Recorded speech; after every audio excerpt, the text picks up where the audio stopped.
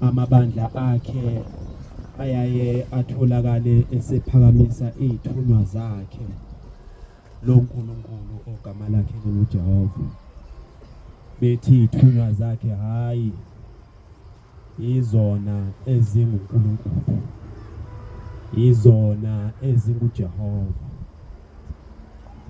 Ubaba uMelusi ukhulume into ebuhlungu ngesabatha eledlule. Uthi ubaba mkhulu usesimene esibuhlungu ngendlela eyisimanga. Ngoba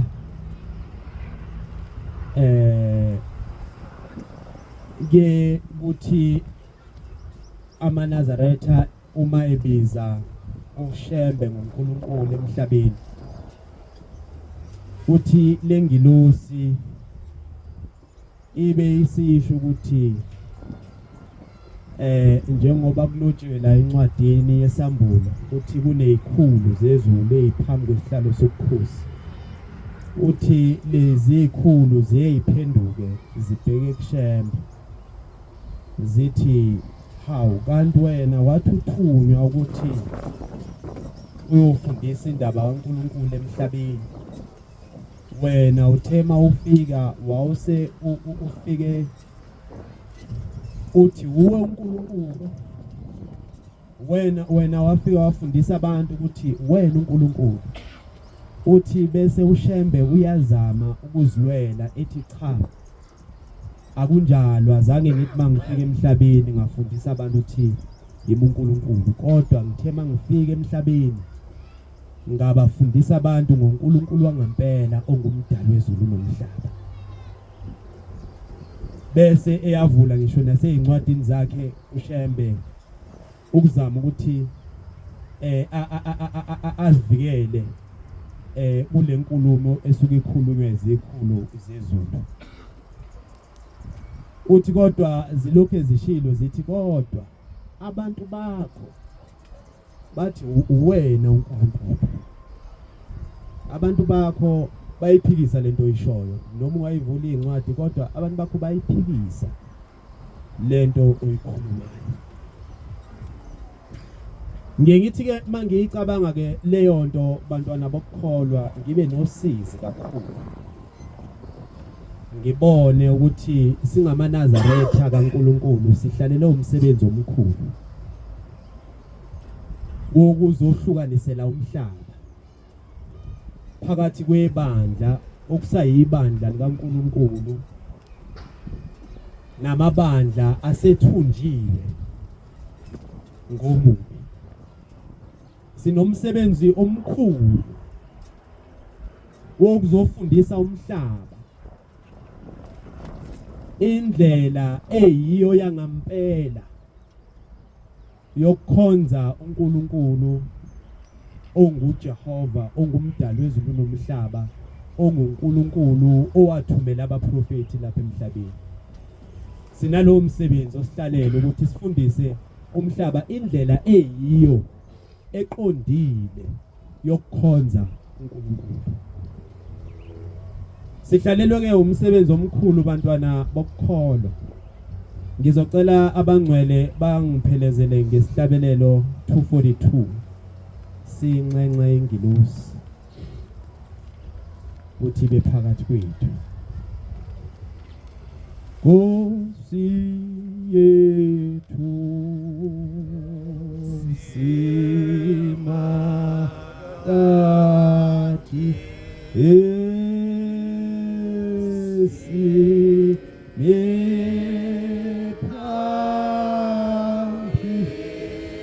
Angela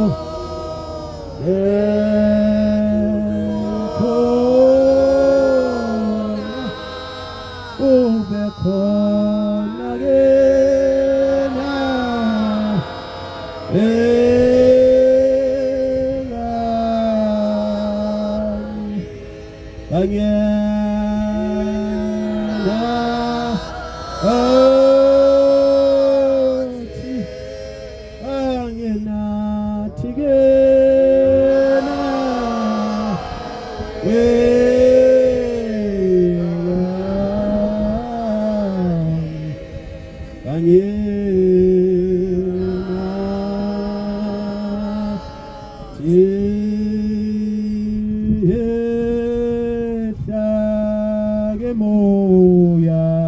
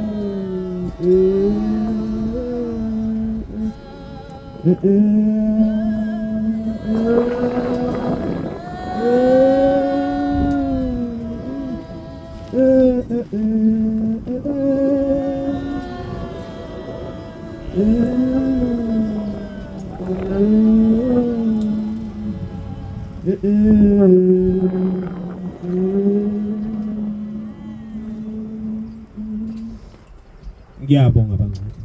Isihloko salendaba engifisa ukukhuluma ngaso sithi phendukani isikhathi sisekhona. Phendukani isikhathi sisekhona. Ngizofunda incwadi kaJohane ukuqala. Isahluko sokuqala. Ngiqale evesini lesishagalombili 8. Uma sithi asinasono siyazikhohlisa, neqiniso alikho kithi. Uma sizivuma izono zethu, uthembekile, ulungile ukuba asithethelele izono, asihlambulule kukho konke okungalungi. Amen. Uma sithi asinaso isono siyasikhohlisa. Uma kodwa sizivuma izono zethu, yena uthembekile, ulungile ukuba asithethelele izono, asihlambulule kukho konke okungalungi.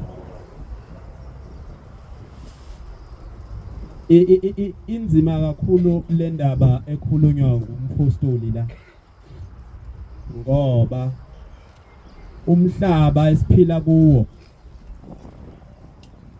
unamabandla amaningi kakhulu. Amabandla amaningi lawa akhona athi asisanaso isono.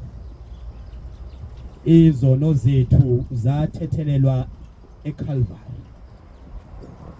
Uma nje ukholwa kuJesu njengenkosi nomsindisi, isono asabalelwa kuwe, awusenaso isono. Umbuzo ke obakhona bantwana bokholwa ukuthi kanti yini isono? Yini isono? Isono, usho njalo umpostoli ngawufunda encwadini umpostoli oqala chapter 3 ivesi lika 4 uthi bonke abenza isono bayeqa nomthetho, ngokuba isono singukweqa umthetho. Amen. Lana ke umpostoli akakhulumi nje nanoma ngumuphi umthetho, kodwa uthi lana isono siwukweqa umthetho. Umthetho muphi na? Umthetho kaNkulunkulu. Isono ke leso. Uma weqa umthetho kaNkulunkulu usuke uswenze isono.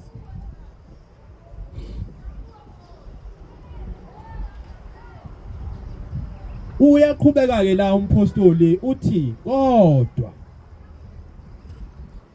uma sivuma izono zethu, yena uthembekile uyakusithethelela zonke lezo zono zethu, asihlambulule kukho konke okubi. Umbuzo bakhona ukuthi ke uma ke sisivuma isono sisivuma kanjani? Ngikhuluma le ndaba ethi phendukani isikhathi sisekhona, ngoba ngiye ngathinteka kakhulu. Ngiwumuntu othanda ukulalela izinkulumo ezahlukahlukene. Ngeke ngalalela omunye umfundisi, lo mfundisi owase Uganda igama lakhe bambiza ukuthi uJohn Malindi.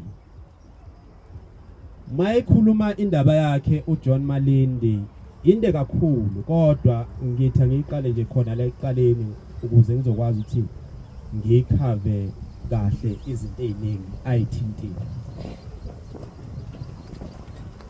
Uthi uJohn Malindi bona ukukholwa baqale ngesikhathi esinzima kakhulu ezweni lakubo. Ezweni lakubo kwakunezimpi, kubulawa abantu befa. Uthi indawo la abaqala khona isonto bafike basusa amathambo ogebheza amakhanda abantu bewasusa kuleyo ndawo, bayihlambulula kahle uthando lokuthanda uNkulunkulu.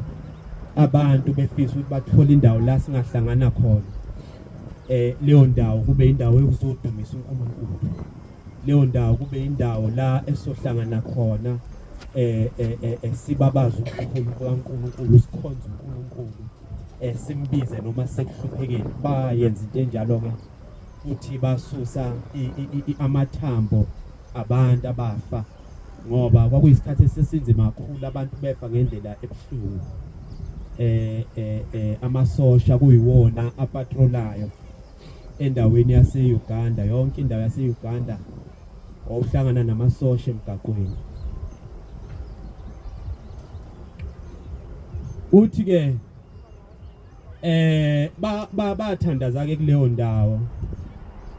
Uthi waye umuntu ke owaye ezinikele kakhulu endabeni kaNkulunkulu, emthanda kakhulu uNkulunkulu. Akusho ukuthi abantu abaningi abangekho ekuqondeni iqiniso ngokwazi ukuthi uNkulunkulu ufuna ukukhonzwa kanjani. Labo bantu njengoba beyiphula nje imithetho yabo, imithetho kaNkulunkulu, bayiphula imithetho kaNkulunkulu ngoba bengamthandi. Kodwa kusuke kume umfundisi epulpit bese ekhipha isifundo, afika abafundisa abantu, bese abantu beba programmed ukuthi inkolo imi kanje, bese beyilandela ke inkolo ngendlela asebenikezwe ngayo. Bamthanda abantu uNkulunkulu, kodwa bakhanyiselwe ngeqiniso likaNkulunkulu. Uthi ke wayezinikele kakhulu ekuyikhonzeni inkosi. Uthi wayisebenza komunye umsebenzi nje omuhle kakhulu, futhi eneposition enkulu nenhle kakhulu kulomsebenzi ayisebenza kuwo. Uthi kodwa uthe mayisasebenza kuleyo ndawo kwase kufika kuye izwi lathi kuye phila ngokukholwa, lathi phila ngokukholwa. Uthi ngaleso sikhathi endabeni zenkolo wayesamncane kakhulu ngokuqonda ukuthi lisho ukuthini izwi malithi akaphile ngokukholwa. Uthi kangangokuthi waze washiya umsebenzi wakhe phansi, wayeka umsebenzi, wathi I'll live by faith. Wayeka zonke izinto ayithembele kuzona, wathi I'll live by faith from now on.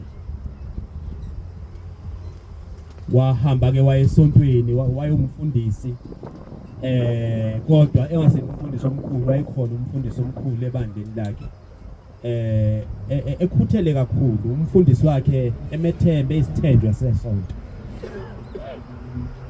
Uthi ngelinye ilanga izwi lathi malifika kuye lathi, yabona ke manje ngiyacela ukuthi ungabusashumayela,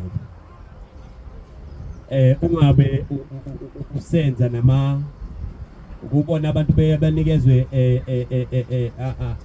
imisebenzi, ama duties, bethi uzohamba mhlawumbe niyothandazela endaweni ethile, nizohamba wavinjwa nje. Lafika izwi kuye lamtshela ukuthi ungabusashumayela, ungabe futhi usahamba uyothandazela abantu, kodwa into engiyifunayo kuwena uthenze lezi zinto ezimbili, uthandaze ufunda iBhayibheli, uthandaze ufunda iBhayibheli. Ilokho kuphela nje engikuyala ukuthi ukwenze. Angazi ukuthi leli lizwi malifika kumaKristu, ngoba akuyena yedwa onokufikelwa yileli lizwi kanje angazi noma kuba imicabango bese beyayilandela leyo micabango noma kuba kanjani angazi kodwa ke uthi kwenze kanjalo uthe mayisayithola ekuleso simo umfundisi wakhe wayesemchazela umfundisi wakhe omkhulu wathi sekufika izwi lapha kimi lafika ngalendlela lathi ngabe ngisashumayela futhi ngabe ngisaphuma ukuyothandazela abantu angikhuleke nje kuphela bese ngifundisa lenkosi umfundisi wakhe wakwamukela lokho wathi hayi nokulungile uthi kodwa kwakuthi noma kuqhamuka imisebenzi ethile yakhona lapha ebandleni umfundisi wakhe wayefika ethi John hamba uyoyenza ukuthi bese yazama umkhumbuzo ukuthi kodwa mfundisi izwi lenkosi likimi lisho kanje bese umfundisi wakhe yakhumbula ukuthi okay hayi nokulungela ikinkinga uthi kodwa ngelinye ilanga kwafika elinye ibandla lifika kumfundisi wakhe lafela labika udaba lwalo ngendlela isonto ibandla lingasahambi kahle ngakhona uthi kuleli bandla kwakuyibandla lalikhulu kakhulu elalinabalandeli cishe abawu300 kodwa leli bandla laphela abantu baphela esontweni azange besaba khona abantu esontweni kwagcina sekusele ubaba umfundisi noma umfundisi nelunga elilodwa sekusele abantu abathathu wayehlala ekhuzwa uJohn ekhuzwa yezwi ukuthi ungayi kuyoshumayela ungayi ukuyothandazela abantu kodwa lathi malifika lelizwi lathi kuye umfundisi wakhe wathi mayithi uzokhetha omunye la selifika izwi lathi yabona ke leli sonto eselifikile manje wona kumsebenzi bengikulungiselela wona ngifuna ukuthi uye khona lapho uthi bahamba ke wafika wamtshela umfundisi wakhe wathi mfundisi hayi lelizwi lithi la okunesimo esikanjena khona licela ukuthi ngihambe ngiye khona ngiyokhuluma or ngiyothandazela ukuthi lesi simo silunge umfundisi wakhe ke wayesemkhulula ke wayesethi hayi no ayikho inkinga ungahamba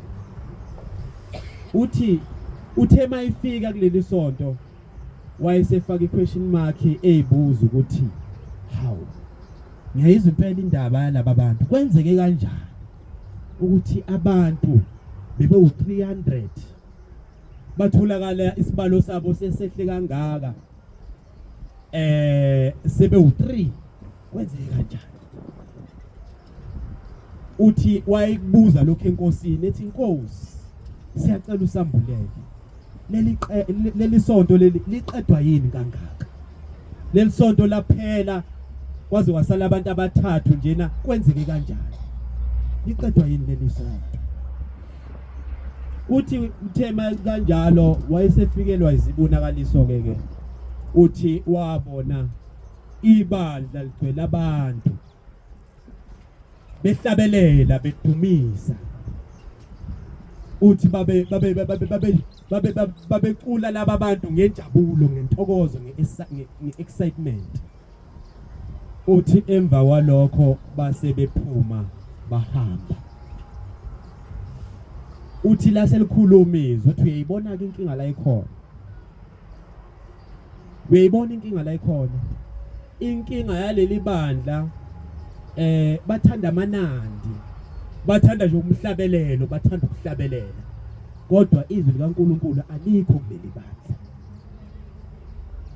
izwi likaNkuluNkulu alikho iyona ke into eqede leli bandla uthi wayesefikelwa futhi umunye umbono uthi uthe mayelibona leli bandla lekhona wayesebona kuphuma izilwane ezimbi ezithusayo ehlathini ziphuma lezi izilwane zizongena ebandleni zafike zabadla wonke lamalungu ebandla zawabulala zawaqeda zathi nya uthi enye into ubonile ukuthi laba bantu into abayenzile bathema beqeda ukudumisa basebephuma behamba. Uthi laba bantu abafaki isivikelo sokukholwa, abathandazi. Ukuqala inkinga ekhona kuleli bandla ukuthi noma lelikhulu lengaka kodwa into abayithandayo i-entertainment. Nokudumisa ngiyengizwe kwesinye isikhathi imvunge yamanye amakholwa uzwe ukuhlabeleka kwesinye isikhathi uzwe uthi yabo mina la ngiphuma khona bangcwele ngiphuma ebandleni la kwakuthanda umculo khona kakhulu. Ngiphuma ePostoli, abaPostoli ayayazi lento. Sasicula kakhulu. Mawuya nje kakhulukazi eindaweni zase-KZN, umculo wase-KZN wasePostoli nowangapha eGoli awufani. Ngapha eGoli bayaqhenza ngale emakhaya kuba i-choral music, kube African choral music, angiyibeke nje kanjalo.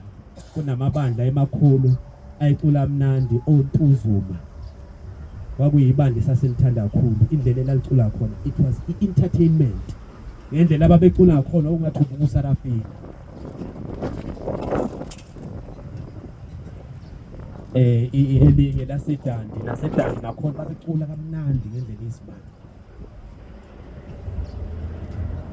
It was all about entertainment. Uthi okwesibili ke abathandazi laba bantu abazivikeli, abathandazi abacela uNkulunkulu ukuthi abe phakathi kwabo, abaprotect.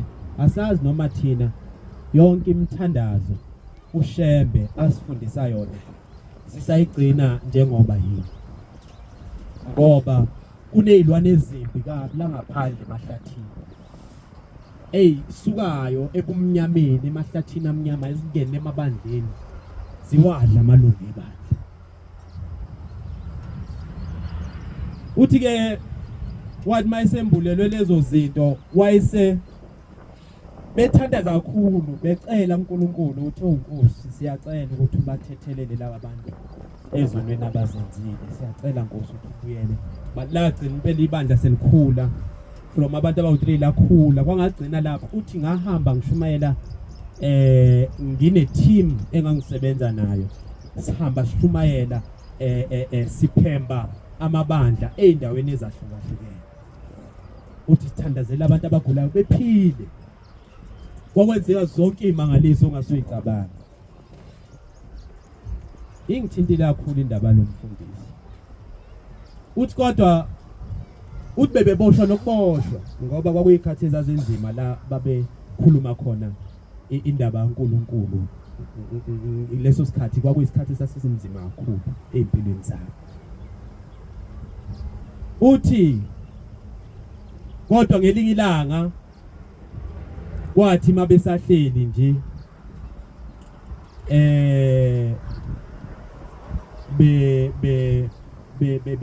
bethandaza bekhuleka. Uthi kodwa njalo kwakulokho ekufika ukuthi kukhona okungekho kahle la ebandleni. Kwakulokho ekufika nje leyo nto kwesikhathi ifike ngelinye ilunga, kwesikhathi ifike ngelinye ilunga ukuthi kukhona into engahambi kahle lapha ebandleni. Uthema ekhuluma leyo ndaba ngacabanga indaba elaphana kuJoshua 7 abantwana bakwaIsrayeli babenqoba zonke izimpi ngoba babehamba noNkulunkulu. Kodwa kwaba khona isikhathi la uNkulunkulu ethi hambani manje niyolwa nezwe lase-Ai. Kuthiwa i-Ai kwakuyizwe lalincane kakhulu. Uthi kodwa lelo zwe lelo lahlehlisa abantwana bakwaIsrayeli kanzima kabi. Wadideka uJoshua manje ukuthi awukwenzakalani. Kodwa ekuhambeni kwesikhathi wasekutholakala ukuthi hayi njengoba konakele konje kungenxa kaAkhani wakhonjwa ke ukuthi kungenxa yalomuntu wonile. uNkulunkulu uthe manilwa lapha kuleya ndawo ungathathi lutho kwakhona, nangu lona uyithathela isitsha wasifaka ngaphansi kwejazi. Ngokona kwaloyana oyedwa Akhani kwangcola ibandla lonke. Abantwana baIsrayeli ababenqoba izimpi left right and center bahluleke ukunqoba manje impi yesizwe sasisincane ngendlela esiningi.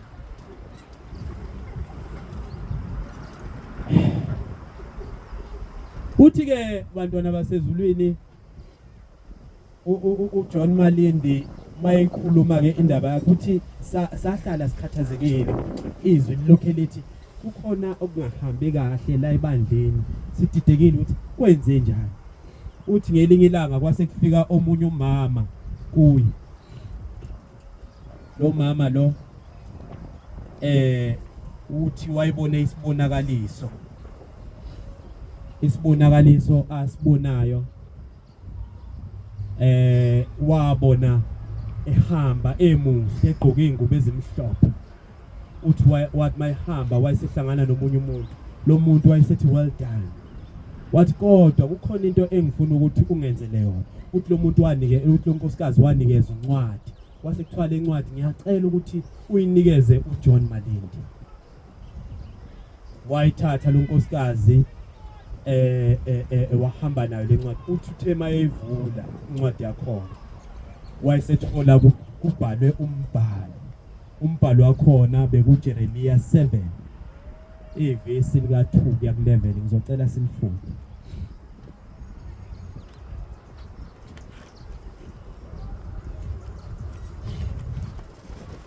Jeremiya 7 ivesi lika 2 kuya ku 11 Incwadi kaJeremiya 7 ivesi lika 2 kuya ku 11 chapter 7 Jeremiya 7 ivesi lika 2 kuya ku 11 ukungcoliswa kwethempeli.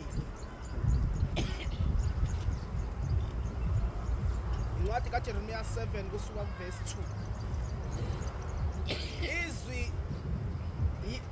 Incwadi kaJeremiya 7 kusuka kuverse 2. Yima esangweni lendlu kaJehova. Umemeze lapho lelizwi uthi Zwanini izwi likaJehova nina nonke bakwaJuda eningena ngalawo masango okukhuleka kuJehova. Usho kanje uJehova Sebawothi, uNkulunkulu kaIsrayeli uthi Lungisani izindlela zenu nezenzo zenu khona ngiyakunakhisa kule ndawo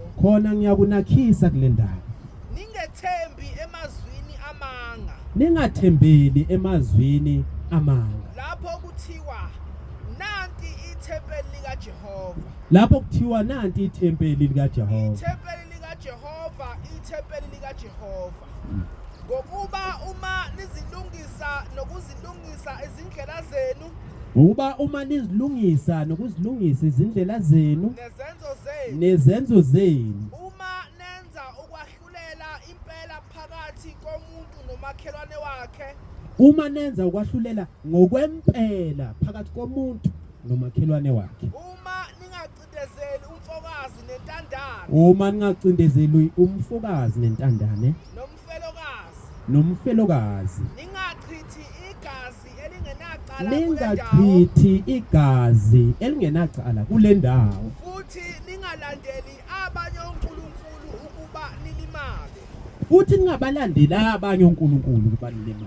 Ngiyakunakhisa kule ndawo ezweni engalinika oyihlo kusukela endulo kuze kube phakade. Ngiyakunakhisa kule ndawo endawo engayinikeza oyihlobeni kusukela endulo kuze kube phakade. Bekani niyethemba emazwini amanga angenakusiza. Nithembele emazwini amanga angenakusiza.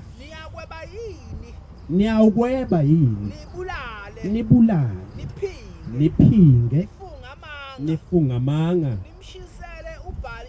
Nishisela nobhali impela. Nilandela nabanye onkulunkulu eningabaziyo. Bese nifika nime ngaphambi kwami kule ebizwe ngegama lami. Bese ke niyasuka lapho senikwenze konke lokho kubi, seniwahlabela amadlozi, bese nizoma phambi kwalendlu eseniyibize ngegama lami. Nithi sophuliwe. Nize nenze zonke lezi zinengiso na. Lendlu ebizwe ngegama lami isiphenduke umhume wabaphangi emehlweni enu na. lendlu eniyibize ngegama lami siphenduke umhume wabaphangi Bekani ezweni na. nami ngiyakubona usho uJehova. Amen. Amen. Inkosi ibusise. Ibhlungu lento abantwana basezulwini eyafundela uJohn Malindi, kodwa uthema ifundelwa lencwadi ngase ngikhumbula ibandla nathi esikulo. Ibandla uShembe ubaba mkhulu umprofeti zaShembe owafike wazolisungula lapha emhlabeni ukuthi ngabe sekuseli igama lika Jehova kuphela na noma kusenziwa yona intando kaNkulunkulu. Uthi nifike nihambe newushisela obhala impepha bese niyabuya la nithi sephuliwe nibabaze nibabaze ubukhulu boNkulunkulu bethu. Uthi manje senikhonza oNkulunkulu benu, senikhonza oNkulunkulu benu. Basukile manje kuJehova. Sibandla lamaNazaretha kaNkulunkulu. Leli bandla lamaNazaretha kaNkulunkulu lukuvuka kwenhlanzi emlothini. UbuNazaretha bese kuchithekile, ubuNazaretha bese kuphelile, uNazaretha bese kungasekho bantwana benkosi. Kodwa ngoba uNkulunkulu uyasithanda, ufike wathumela ingelosi phakathi kwethu. Noma abantu bomhlaba bayakholwa lokho, noma abantu bomhlaba abakholwa lokho, kodwa kona kunjalo. Kwehle ingelosi njengokusho kaShembe ubaba mkhulu ukuthula kube kuye. Wathi uShembe qinani amandla maqhawe izulu. Sengiyibonile ingelosi yasezulwini. Leyo ngilosi uShembe ayayibona ekubhalwe ngayo kusihlabelelo 55 iyona le phakathi kwethu namhlanje. Iyona le phakathi kwethu.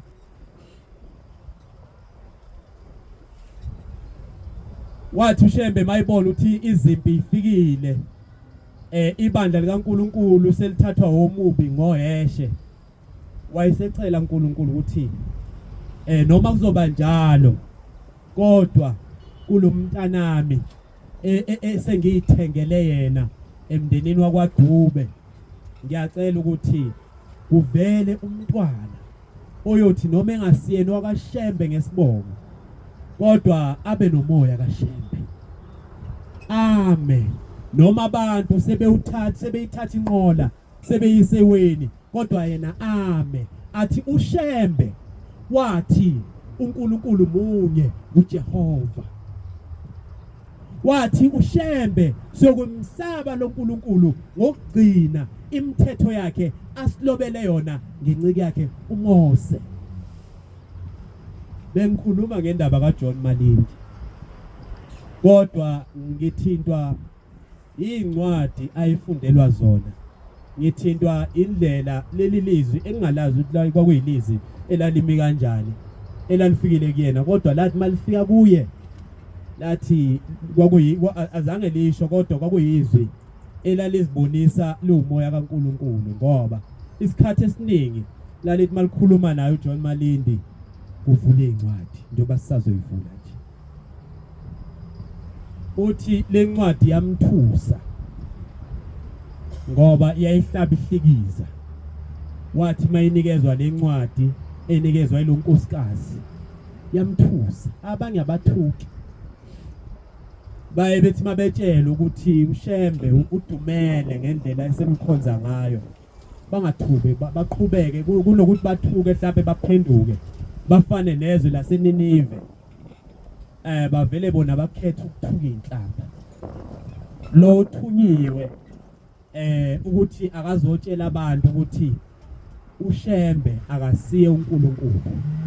Lo uthunyiwe ukuthi azotshela abantu ukuthi asiwakhonza amadlozi. uShembe washo njalo, wathi abantu bakithi siyobakhumbula ngokubacelela eLatini elikhulu emzini kaJehova ekuphakameni. Kodwa bona bangagqiza qakala konke lokho uShembe akufundise bathi thina lokhu sokwenza ngenkani. uShembe wayishilo wathi singangeni isangoma endlini kaNkulunkulu. Uma sike sangena niyothatha wonke amagugu kaJehova niphume nawo nishiye sodwa, ngoba uma nihlalile naso uJehova uyoloba ngalolo suku ukuthi nimhlubukile. Namhlanje uthi umfundisikazi kwenye intshumayelo yakhe, laba bantu namhlanje bayaphakanyiswa sebe abantu abakhulu, ngoba kuthiwa bahamba namakhosi, bayathathwa badluliswe beyohlaliswa phambili kwebandla kaJehova. Abanye bangabafundisi, abanye bangabavangeli, abanye bangabashumayeli, abanye bangabakhokheli, kodwa bayizangoma ebandleni likaNkulunkulu. Phendukani, isikhathi sisekhona. Uthi wakhathazeka uJohn Malindi efundela le ncwadi, wathi hawu Nkosi, ngoba sibona izinto zihamba kahle njena, imangaliso ziyenzeka lapha ebandleni, abantu siyabathandazela abagulayo baphile, sivula amabandla le-Brighton Center, kanti konakele kuphi? Twagule emoyeni, ngoba izwi mayelizwa ikhuluma naye uyeza ukuthi akusilona izwi eliza nezibusiso lithi, kodwa izwi eliza nokuhlaba nokuhlikihla ukuthi akuhambi kahle la, akuhambi kahle. Lelizwi ke manje uthi la seliqondiswe kuye, uthi kwakuthi ke noma besesontweni bedumisa bekhonza, uthi yena kwakungasalungi kwasengasavumi uthi adumise, elinye yazwa ileli lizwi elifike kuye. Abanye baba makufikizwe kaNkulunkulu kubo.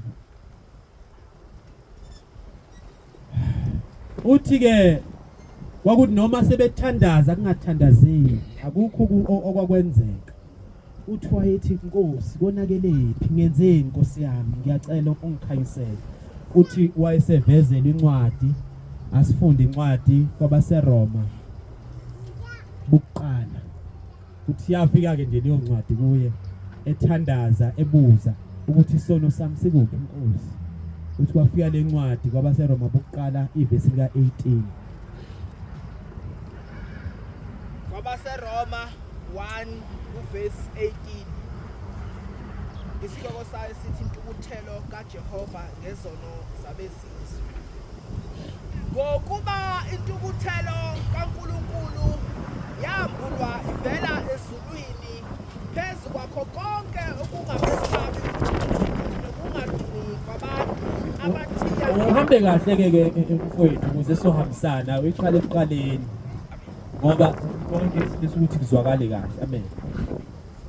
Ngokuba intukuthelo kaNkulunkulu yambulwa ivela ezulwini. Ngokuba intukuthelo kaJehova yambulwa ivela ezulwini Phezu kwakho konke okungumesabi uNkulunkulu. phezu kwakho konke okungamesabi uNkulunkulu Nokungalungi kwabantu. Nokungalungi kwabantu Abathiya iqiniso ngokungalungi. abathiya iqiniso ngokungalungi. Ayi uyigcine ku21.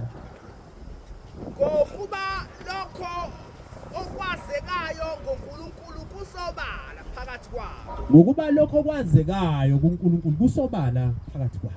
Ngokuba uNkulunkulu ukubonakalisile kubo. Ngoba uNkulunkulu kubonakalisile kubo. Ngokuba okungabonwayo kwakhe.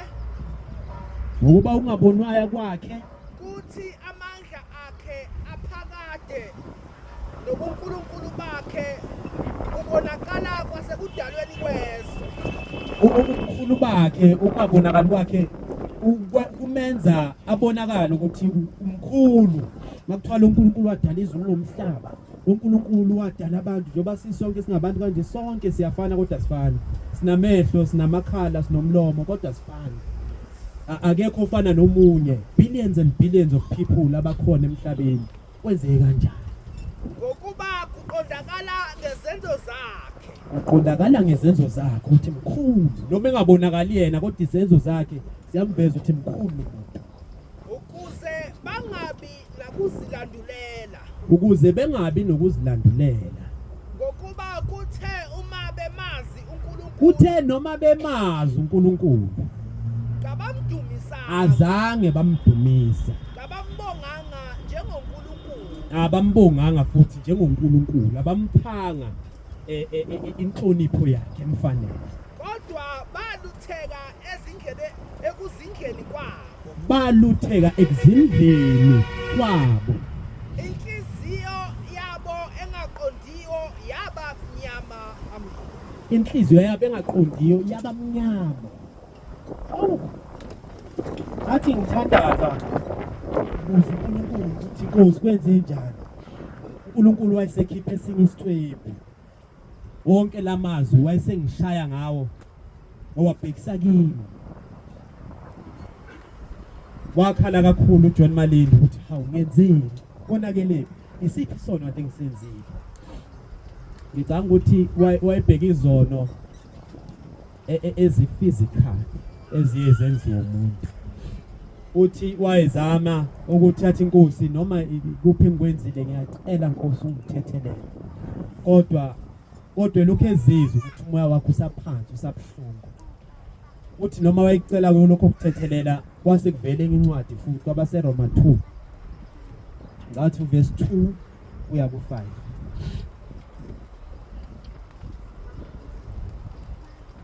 kwabaseRoma 2 verse 1 siye ku5.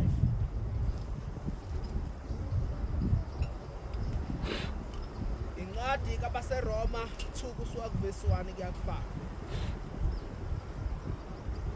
ngakho awukunazilandulela wena muntu Uma ibuza zonke lezi zinto uthi Nkosi ngenzeni, kodwa wafika izwi laselithi wena awuna kuzilandulela wena muntu.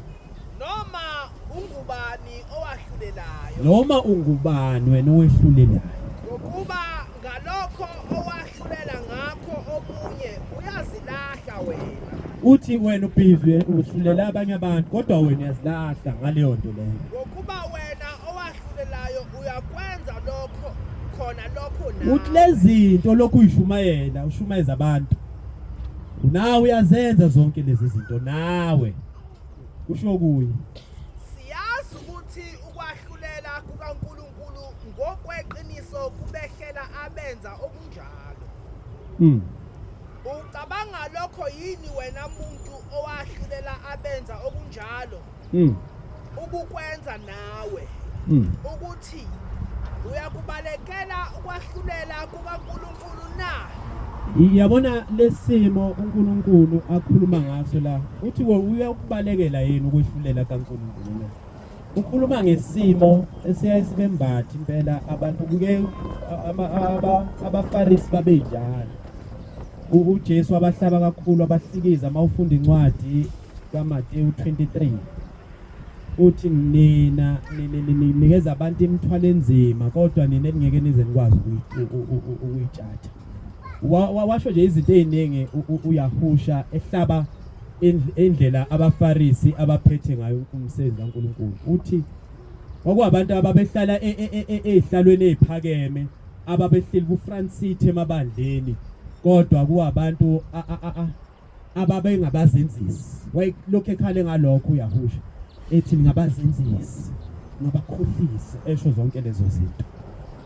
So nalana ke kuvela isimo esinjalo lencwadi mayibheka ngapha kuJohn Malindi.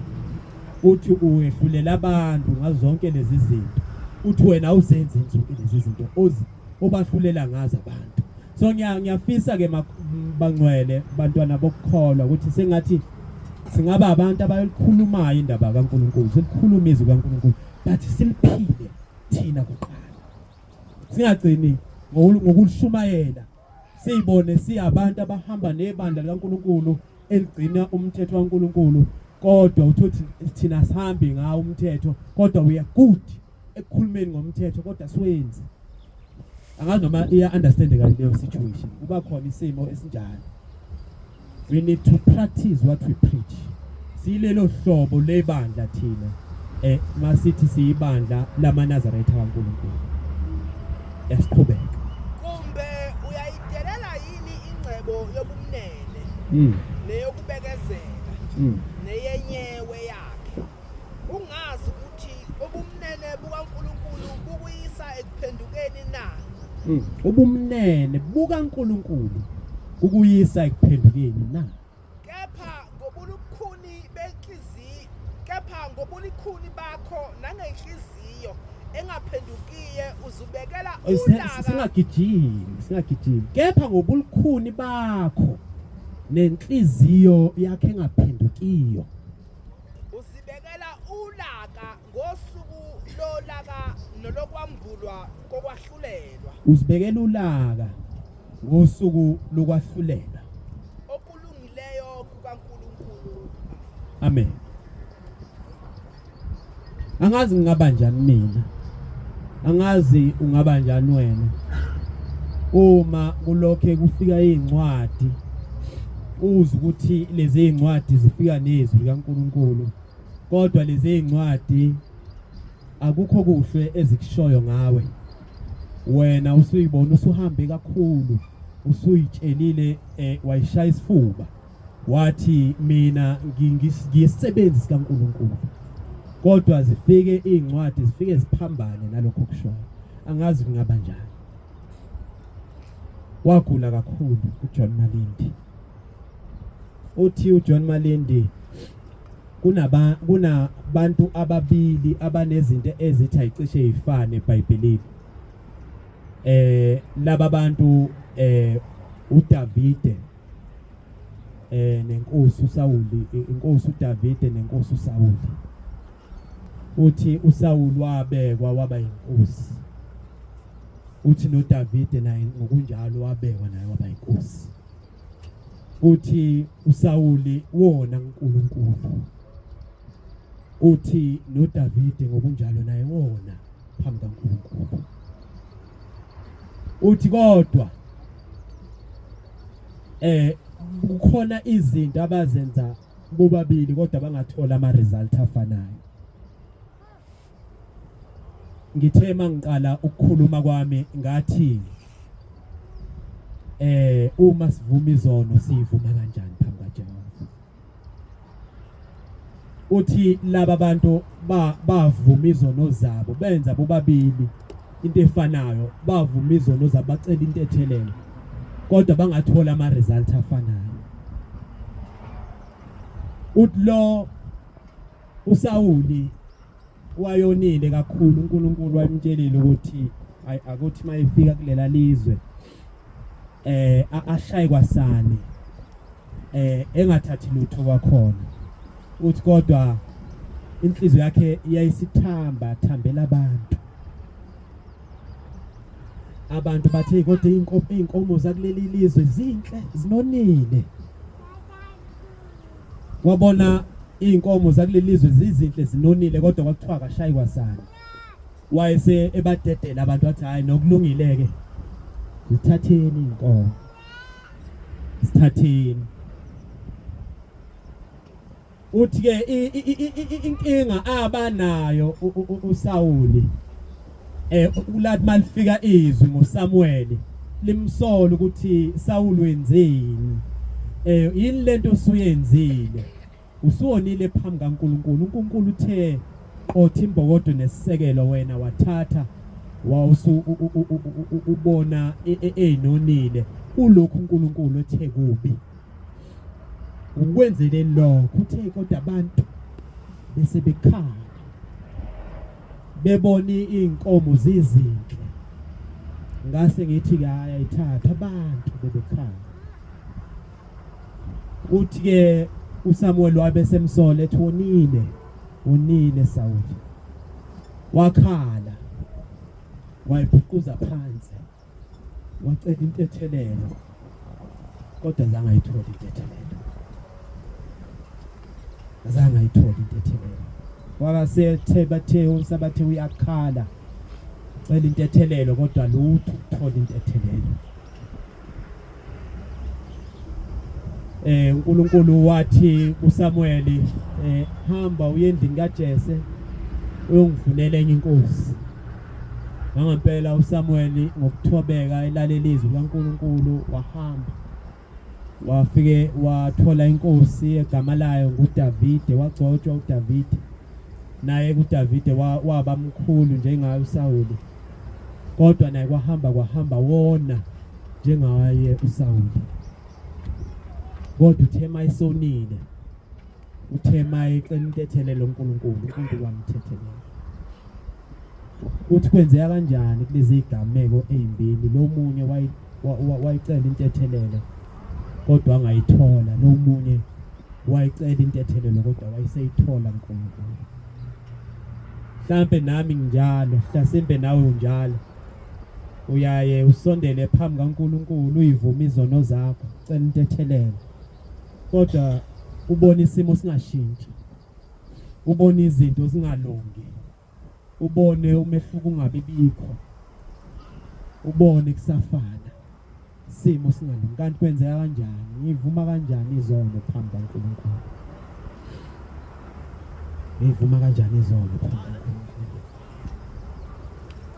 Uthi ke yamkhathaza ke yonke lento.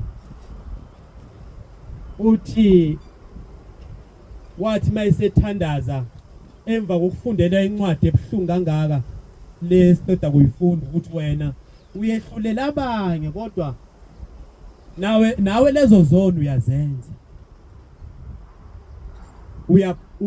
Uyabulala nawe. Uyaphinga nawe. Konke lokhu uyakwenza. Uthi kodwa kanjani? Uthi mina ngangiyibuza ukuthi konke lokhu uNkulunkulu uthi ngikwenza kanjani yonke lento ngoba ayikho intombi enginayo. Kwenza kanjani ukuthi kuthiwa lezi zinto nami uthi moyifunde yonke le ncwadi kukhona la kubhalwe khona kuthiwa njengokulotshiwe. Uyizo zonke lezi zinto kulotshiwe ngawe. Uthi nje uthi wathi mayithandaza wathi Nkosi ngiyazibona ngisona ngone beyond then mina indlela engicabanga ukuthi ngone ngayo. Ngiyazibona ukuthi nganile kakhulu. Uthi wathandaza uthi wayesezwa ukuthi umoya kaNkulunkulu uyeza phakathi kwakhe. Umoya kaNkulunkulu uyehla wehlela kuye. Umprofetikazi uCelestial ukhulumile ngoJohn Malindi wathi irepentance ayenzayo it was a perfect repentance ngoba akayenzanga ekusithekeni kodwa wahamba waya phambi kwabantu wayoyivuma izono zakhe. Wathi Nkosi ithe mina ngiyisona. Nkosi ithe mina ngonile.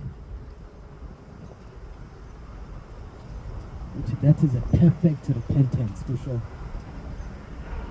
Umprofetikazi uCelestial uthi wathi bayekusho lokho uCelestial ngase ngiyihlupha ngafuna ukuyozwa ukuthi uJohn Malindi ukhulume wathi phambi kwabantu ngoba ngilambile nginendlala ukulangazelela ukwazi kabanzi ngoNkulunkulu. Sho njalo uyahusha ukuthi babusisiwe abalambele okulungu ngoba umbuso wezulu ngowabo. Singalambeli izinto eziningi ezithandwa abantu basemhlabeni kodwa asilambele ukuthi sikufisa ukuthi siphelele uNkulunkulu ngayo yonke indlela. Uthi ke uJohn Malindi uthe mayithandaza kanjalo ezwe umoya kaNkulunkulu ufika uthi wayesefika ngempela uthi wabona inkazimulo angakaze ayibona. Uthi izwi lathi into yokuqala elayisho kuye lathi wena ngifuna ukuthi uyosebenza ukuphendula abantu bami ubafundisa indlela eyongikhonza ubabuyisa abantu endleleni zabo. Uthi kodwa uma kuthiwa bese ngibuya mina emhlabeni ngizolanda ibandla lami wena ubungeke ube ngomunye wabo. Lase lingakhulumi ngesibonakaliso izwi wayengasalezi enhlizweni. Uthi kodwa wambona lo muntu esondela phambi kwakhe embethe inkazimulo eyisimanga. Uthi wayesekhuluma lokhu kukhuluma wathi wena uma kuthiwa bese ngizolanda ibandla lami emhlabeni kukhulunywa kumuntu ohambile waphemba amathempeli ama branches ebandla lakhe left right and center umuntu ebekhuthele bethandazela abantu abagulayo baphile basinde uthi how uthi malisho njalo izwi lithi wena kube kuthiwa bese ngizolanda ibandla lami emhlabeni wena ubunye kube ngomunye wali ibandla lami uthi hawu usilelile uthi wayesebalelwa izinto ayezenza wathi wena ukuthi uthi wabalelwa nje izinto eziningi wathi hawu ngempela Nkosi ninjalo mina Nkosi kanjani ngoba ngikwazi konke uthi wathi mayethi kanjani ngoba ngikwazi konke lokho wathi vele inhliziyo yakho wena uyazi uthi njani uthi wayesevezelwa kwadlala ifilimu phambi kwakhe yenhliziyo yakhe yezinto ayicabangayo uthi wavezelwa isithombe la ayigibele khona eTexini ehleze eTexini elinde iteksi ukuthi igcwale uthi wathi mayihleli kanjalo elinde ukuthi itekisi igcwale uthi kwaseqhamuka umuntu wesimame wahlala lapha eceleni kwakhe uthi wayemuhlekela umuntu wesimame ngendlela eyisimame uthi ngaphakathi uthi kwasekudlala ifilimu yenhliziyo yakhe indlela ayicabanga ngayo ekhanukela lo muntu wesifazane wathi kwathiwa uthi watshela uthi wena awuzazi kodwa mina ngizokuvezela ukuthi lambuza izwi lenkosi lathi akusuwena lo uthi hawu Nkosi ngiyakhumbula uthi ziningi izinto avezelwa zona evezela ukuthi uyisoni kangakanani evezela ukuthi uyisoni kangakanani kodwa izono zakhona wayengazenzi physically kwakuyizono ayezenza ngenhliziyo ezenza ngaphakathi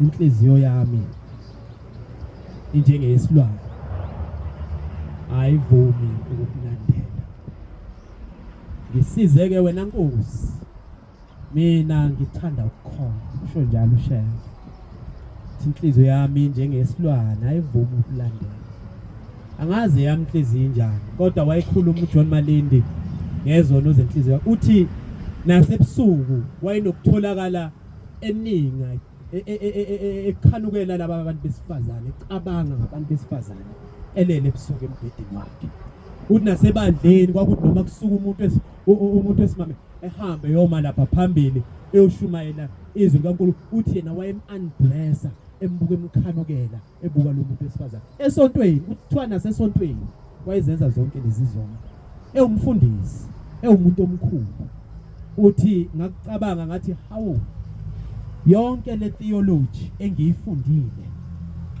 konke lokhu kuphilisa abantu sikhipha amadimoni uthi lokho wayekhuluma ngemicabango uthi kanti wathi kanti uSathane besikhohlisa thina sithi senza umsebenzi kaNkulunkulu kanti uSathane besikhohlisa uthi izwi laselemkhuza lathi cha ungacabangi kanjalo yonke lento ubuyenza bengikwenza konke lokhu bekwenzeka ukuphuma kwamadimoni nani nokuphendwa kwabantu uthi bengikwenza mina ngoba ngithanda abantu bami usho izwi bengikwenza lokhu ngoba angithanda abantu bami uthi izwi lathi it's not all about ukwenza ama miracles it's not all about imangaliso kodwa it is all about holiness it is all about ubungcwele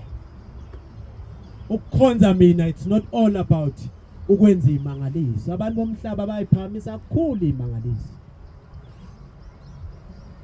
abantu bomhlaba bayaphamisa kakhulu ubukhulu bebantu bethi thina sibaningi thina sumisa ishosha nina nenzani into eniyenza uNkulunkulu uyasenzela imangaliso kodwa sakhuthazwa thina kuleli bandla ukuthi ukukhuluma kwethu okuningi akungabi ngemangaliso kodwa asikhuluma indaba kaNkulunkulu sifundisa abantu indlela eyiyo yokukhonza uJehova imangaliso nazo sinazo siyikhuluma umhlaba uyomangala ngoba zinkulu imangaliso uNkulunkulu azenzayo phakathi kwethu kodwa it's not all about miracles uNkulunkulu uyazenza imangaliso ngoba ethanda abantu bakhe but it is all about holiness. Uthi izwi lasho njalo. Uthi kanti awuyifundanga yini incwadi la ngithi khona la abantu befika khona bethi bheka sakhipha amadimoni ngegama lakho, saprofetha ngegama lakho. Uthi kodwa ngathi mina ngiyosho ngithi ngiyokufakaza ngithi sukani benzi bokubi anginazi. It's not all about miracles, but it is all about ubungcwele, holiness. Njoba eshilo uNkulunkulu mawufunda incwadi kaLevi 20 verse 26 uthi niyakubangcwele kimi ngokuba mina Jehova ngingcwele, nginahlukanisile nabanye abantu ukuba nibe ngabami. Nginahlukanisile nabanye abantu ukuba nibe ngabami. Uthi watshelwa kanjalo ke. Emva kwalokho izwi lenkosi laqhubeka lamusho uthi wena ubunjena uthi wena uke wahamba kahle phambi kwami, uke wangikhonza kahle, wahamba kahle phambi kwami. Cela uvule lapha incwadi amaHebheru okuqala chapter 9, angazi noma ngiyibiza kahle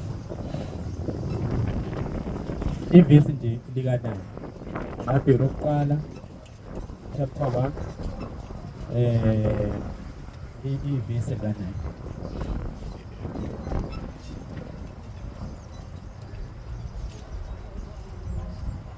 Incwadi yamaHebheru chapter 1 verse 9. Uthandile ukulunga, Ubumuntu okuthandile ukulunga, wasonda ububi.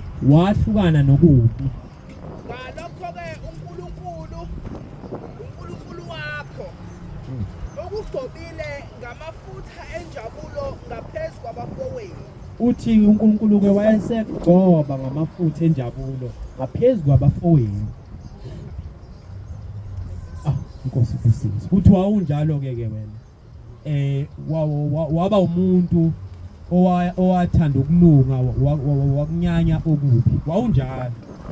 Kodwa ke uthi uNkulunkulu ngakugcoba ngaphezulu kwabafowenu ngakwenza into enkulu, kodwa usuhambe wahamba washintsha manje na. Ngicela ufunde lapha naSambulo 3 verse 1. Wahamba washintsha manje na wena. Encwadi yeSambulo isambulo sesithathu nesesibili incwadi ekhuluma kakhulu sibhekise emabandleni, indlela amabandla ahamba ngayo phambi kaNkulunkulu. Incwadi yeSambulo 3 verse 1. Nakuyo ingilosi yebandla laseSadesi loba ukuthi nakhu akushoyo onawo boya abayisikhombisa bakaNkulunkulu nezinkanyezi eziyisikhombisa. Uthi ngiyayazi imisebenzi yakho ukuba unegama lokuthi uyaphila kanti ufile. Kukhona abantu abanjalo, khona amabandla futhi anjalo. Ayitshele ayishaya isifuba ethi wona hamba noNkulunkulu, ethi wona anomoya kaNkulunkulu, kanti kade bafa. Umoya kaNkulunkulu ususukile kubo. Umoya kaNkulunkulu ususukile kubo. Cela uqhubeke.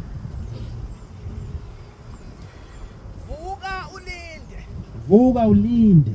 Uqinise okuseleyo ebekuza kufa.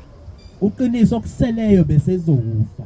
Ngokuba akifumananga imisebenzi yakho iphelelisiwe phambi kwaNkulunkulu wakho. Sengathi bantwana basezulwini njoba silapha futhi siyibandla thina eselehlukile kunamabandla khona emhlabeni. Esesiyibandla esesithe siyazehlukanisa namabandla angahambi ngomthetho kaNkulunkulu. Sase sithi thina cha, sizohamba ngale mthetho kaNkulunkulu. Yonke lento uNkulunkulu ayifundisa ngabaprofeti bakhe basendulo thina soyilandela. Leli lizwi uShembe afika nalo wathi uzovuselela indaba kaNkulunkulu emhlabeni, thina ke sizoyilandela. sengathi ke bantwana basezulwini singakunaka lokho ukuthi masiphambi kaNkuluNkulu sizama ukuthi siphelele ngayo yonke indlela. Sihlale sizinuka amakhwapha, sihlale sizifuna ukuthi ngabe asiphambukini endleleni kaNkuluNkulu. Ngicela ufunde incwadi engajwayelanga ukuthi siyifunde, incwadi kaZefaniya 2 ivesi lika 2 kuya ku 3.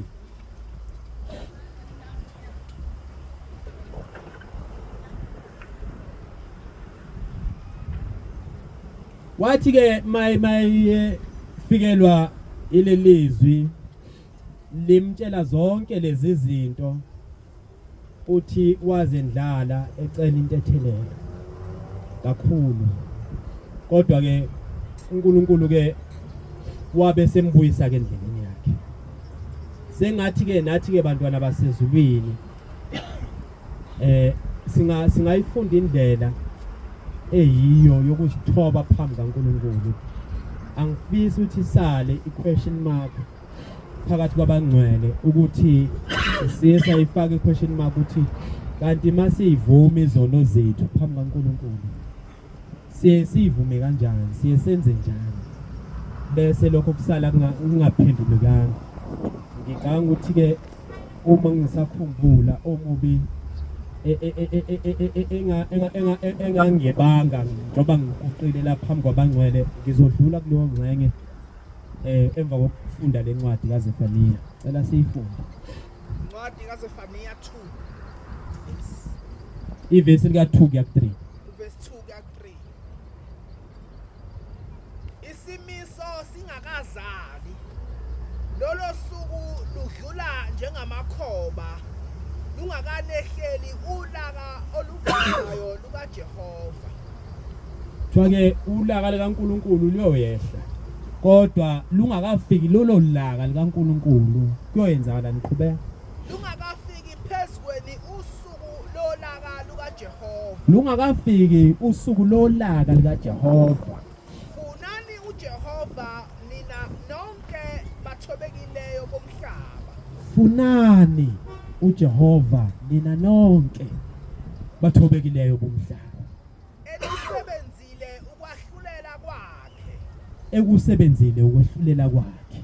Funani ukulunga. Funani ukulunga. Funani ukuthobeka. Funani ukuthobeka.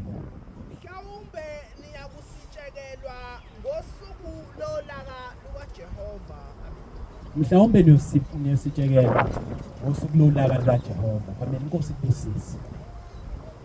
Sithe isihloko engikhuluma ngaso, phendukani, isikhathi sisekhona. Phendukani, isikhathi sisekhona. Ithi ke lencwadi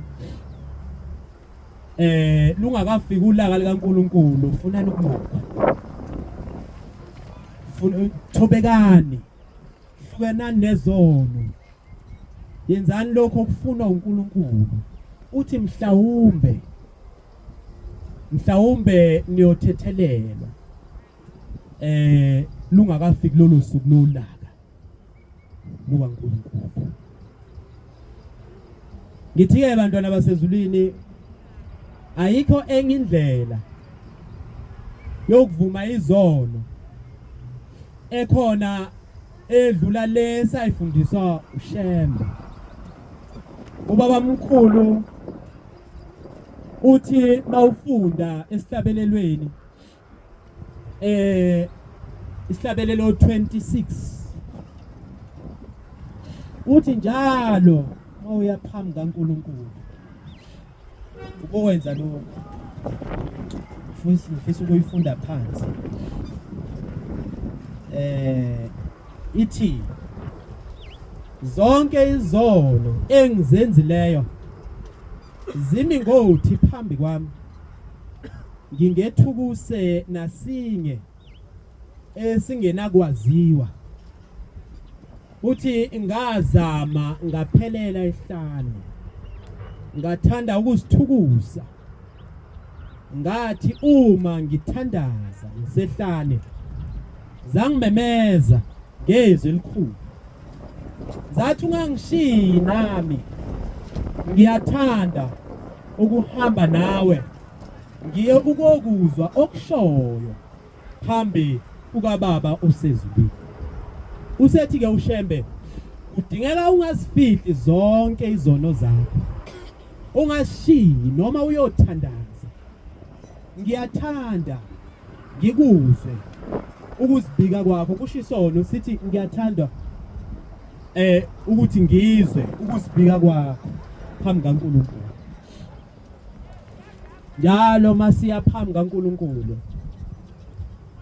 kudingeka ukuthi njengokufundiswa izwi lezulu ukuthi into yokuqala ekumele siyenze masiya phambi kaNkulunkulu ukuvuma izono zethu lokuvuma izono zolibo lwethu zobaba bethu nobaba mkhulu bethu. Isigaba sokuqala leso ngathini ngathi esesibili ngoba into oyenzayo yokuqala ukumthopha uNkulunkulu, ukumkhonza uNkulunkulu nokumdumisa uNkulunkulu nokumbabaza. Kodwa kuye kudinge ukuthi ke mawusuzendlala phambi kwakhe into yokuqala kumele uyenze ukuthi uyivume uzendlale phambi kaJehova.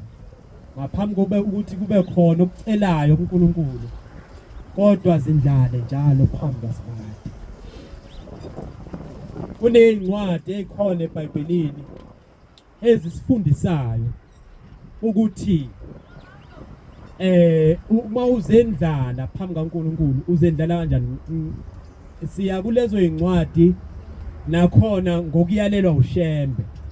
Mawufunde emthandazweni wokulala uthi emzuzwini la kufika khona ukuhlupheka kuwe, uthi angiyifunde ngifisa ukuyifunda phansi. Uthi ngezinsuku zonke zokuphila kwakho uma ulala ubomkhonza uJehova uNkulunkulu wakho uThixo wakho.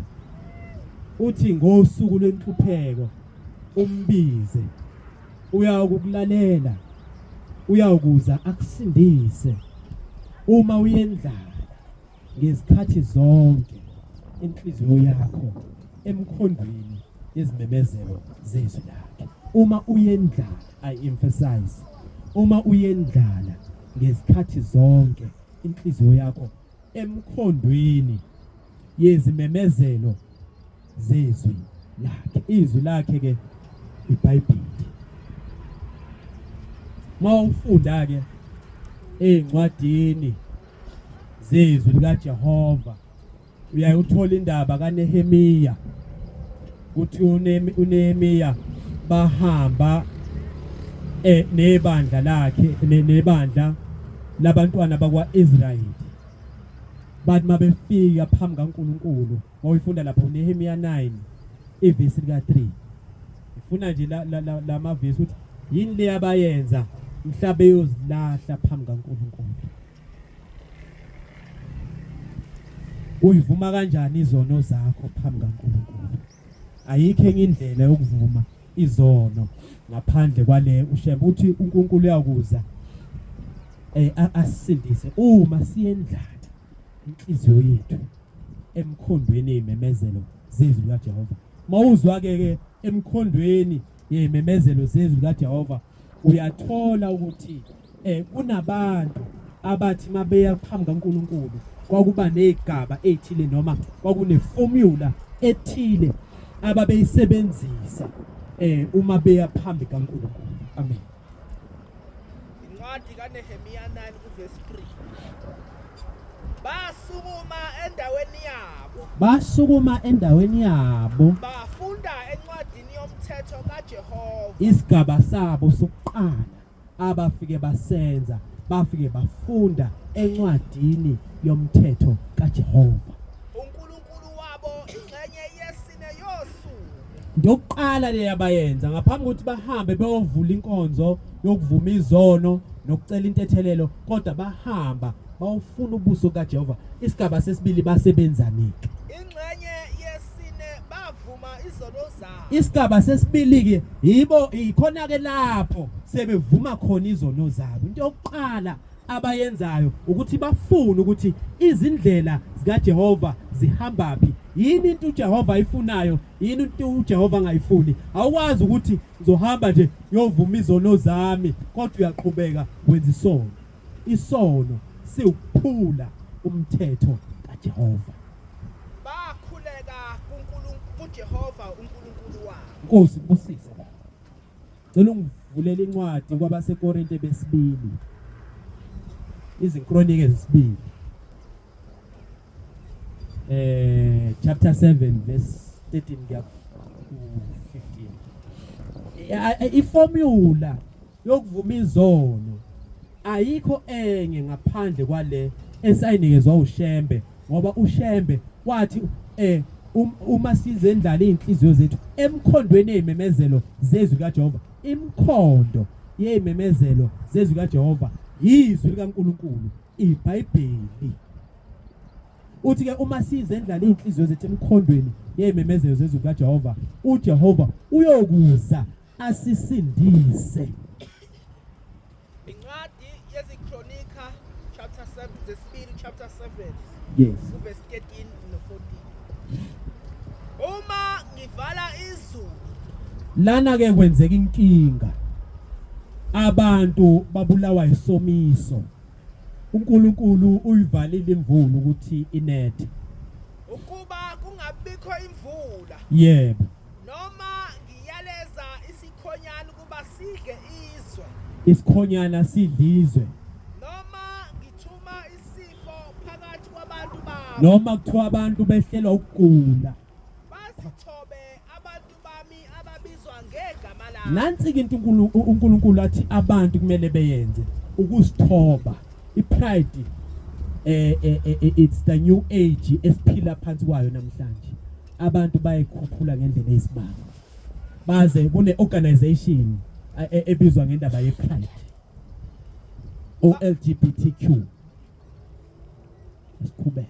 Bakhuleke Into yokuqala ekumele beyenze abantu baNkulunkulu ukuzithoba phambi kaNkulunkulu bese bayakhuleka. bafune ubuso bami Bafune ubuso bukaNkulunkulu. baphenduke ezindleleni zabo ezimbi. Baphenduke endleleni zabo ezimbi. Ngiyakuzwa ezulwini ngithethelele isono sabo. Ngifuna ukuthi sireverse kancane. Uthi bawukufuna ubuso bami. Ukufuna kanjalo ubuso kaNkulunkulu. Ukufuna njengoba uNehemiya nabantwana bakaIsrayeli babenza. Abantwana bakaIsrayeli noNehemiya laphana kuNehemiya 9 verse 3 babenza exactly, belandela exactly lento abayifundiswa uNkulunkulu ukuthi into yokuqala eniyakuyenza ukuthi niyokufuna ubuso bami. Mase nibufunile ubuso bami, ukufuna ubuso kaNkulunkulu ukufunda izwi kaNkulunkulu. Zithini indlela zaNkulunkulu? Uma uNkulunkulu efuna nimgcinele isabatha, ligcineni. Khona nje omunye ubaba owayeyicustomer lapha emsebenzini, ngangigcina ukuyizwa ngomlando leyo ndaba. Kodwa lo baba uthi ebandleni labo sebenze into enkulu. Umbishop wabo ufike wamemezela ebandleni wathi angeke besakhonza ngesonto. Wathi from now on sesokhonza ngesabatha ngoba uNkulunkulu eBhayibhelini ukhuluma ngesabatha. Masikhuluma ukuphenduka, sikhuluma ngento enjalo. Awukwazi ukuthi uthi Nkosi ngithethelele kodwa usahlele ezonweni zakho. Into yokuqala ekudinga ukuthi uyenze ukuthi uphenduke ezonweni zakho zonke ezimbi. Ngokuthi manje usutholile mawufuna ubuso kaNkulunkulu, utholile ukuthi uNkulunkulu akayifuni lento. uNkulunkulu uthi singakhonzi ngesonto kodwa sikhonze ngesabatha. Uthi ke lo baba mayifika kimi emsebenzini uthi sesiyekile ukukhonza ngesonto ebandleni. Umbishop umemezelile uthi iBhayibheli sibonile ukuthi likhuluma ngesabatha alikhulumi ngesonto. That is what uNkulunkulu ayifunayo. Asiqhubeke. Baphenduke ezindleleni zabo ezimbi. Baphenduke ezindleleni zabo ezimbi. Ngiyakuzwa ezulwini Uthi ngiyakuzwa ezulwini. ngithethelele isono sabo. Ayikho into emnandi bantwana benkosi yokuthi nithi manithandaza nizwe nani ukuthi yazi uNkulunkulu uyayizwa umthandazo wethu. Ngiphilise izwe labo. Uthi ke konke ke kuyohamba kahle, abantu baye bakhuphuke kwesinye isikhathi bahambe bethi bakhuluma nomkhubulwano bawucela imvula. Kodwa uthi uNkulunkulu imvula iceleni kimi. Uma kungasana mvula ezweni ningahambi niye konomkhubulwano, wozani kimi nizocela imvula. Yimi engumnikazi wemvelo yonke. Nkosi ibusise nikuzwile bantwana benkosi. Nkosi ibusise ukuphama kwabangcwele.